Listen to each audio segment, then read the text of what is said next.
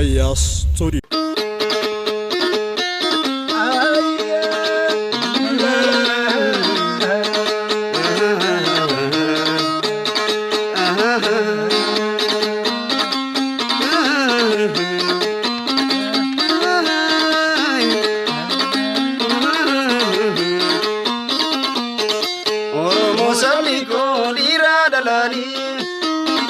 Harkafun shama wali galani dargaggoof shamarran awwamman guddoon baganuuf jiraatan jiruunu waan guddoon baganuuf jiraatan jiruunu waan guddoon duula bobbaadhiina meeqarraa hafne galata waboo fi qeerroon as geenye Herbata rasasa warri ta'e darbe osoo jiraataniif garaan nu aare Herbata rasasa warri ta'e darbe osoo jiraataniif garaan nu aare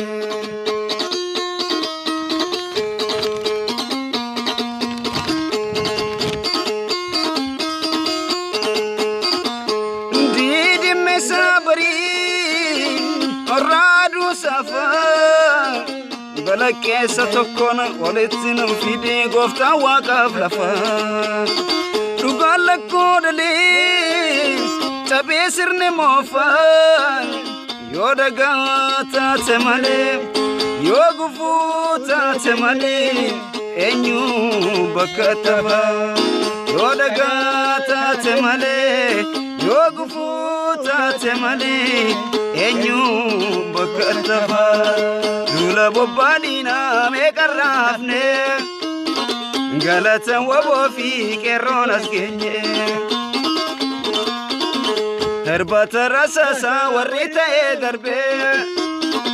osoo jiraataniif garaan nu aare inni kalee yaa'ee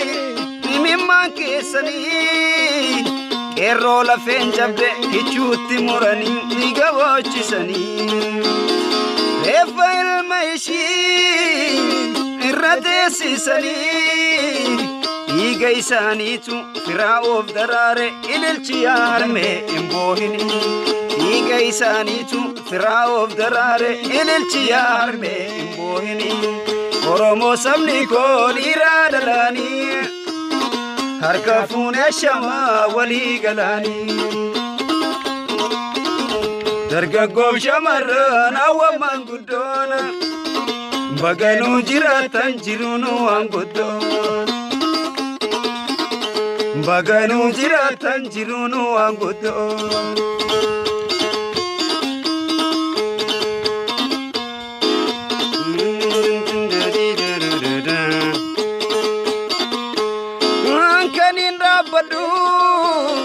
Fulagi sendura nama jiru miti nama dues miti gidduu tanaan jira isaan kalee kufan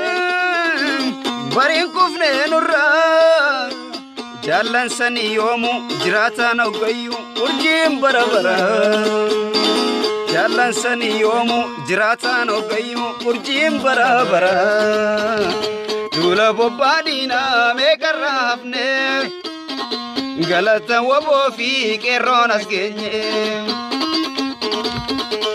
Herbata rasasa warri ta'e darbe osoo jiraataniif garaan nu aare Oromoo sabni koo dhiiraa dhalaanii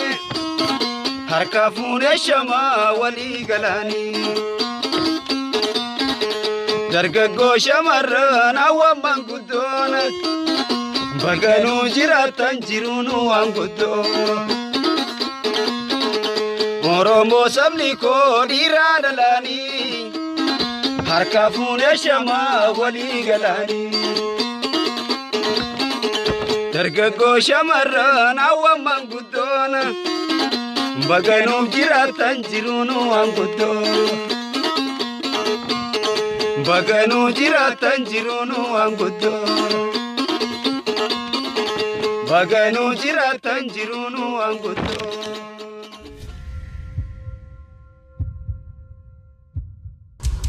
Aya Studio.